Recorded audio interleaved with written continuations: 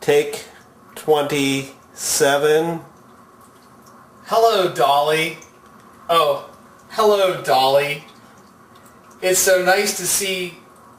Well, I can't really see you, but I'm looking at you. And I'm glad to be here in part of your 30th birthday celebration, which is like pretty much every other celebration about you that you've ever had. It's lasting like 3 or 4 or 5 weeks, and I'm so glad for that. I was talking to Pap and Graham tonight about doing this for you, and Pap said to make sure to remind you about how you used to prance into the house and wanted to eat your apples and your M&Ms, and Graham said, yeah, walking in just like she owned the place, and I said I'd be sure to call you a lady, and, well, I guess you've grown up and you're a lady now, and I know you've been training for a long time. I can remember sitting across the table from you, especially at breakfast time, and how you would get your waffles, and I would eat really fast because I wanted to watch you, because you had that thing down where you would grasp that knife and you would cut those waffles and things would fly, and Dad and I would just wonder, were you going to cut off a limb or something? It wasn't always safe being around you. When you tried to burn the house down, that was probably a bit of an overkill. But, like Mom always said, you were a drama major. And so whether it was choking to death or burning down the house, you always had to do something for attention. And when you're yelling about being an idiot in the driveway, you could have just got the kinks out of the hose. That would have been really helpful.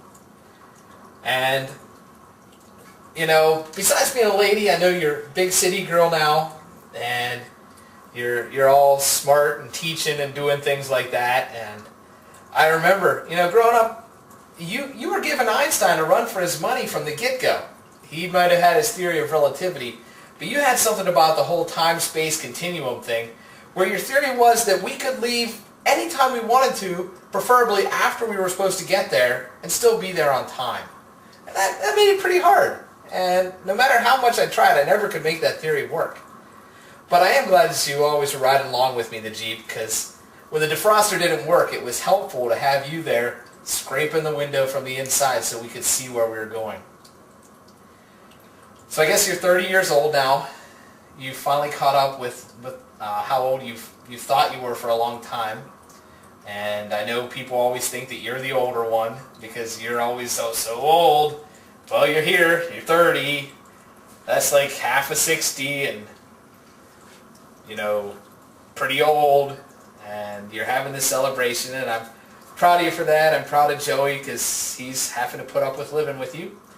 And I know how hard that is, Joey. Keep it up. And Sarah, I love you. Happy birthday, and I hope to actually see you soon.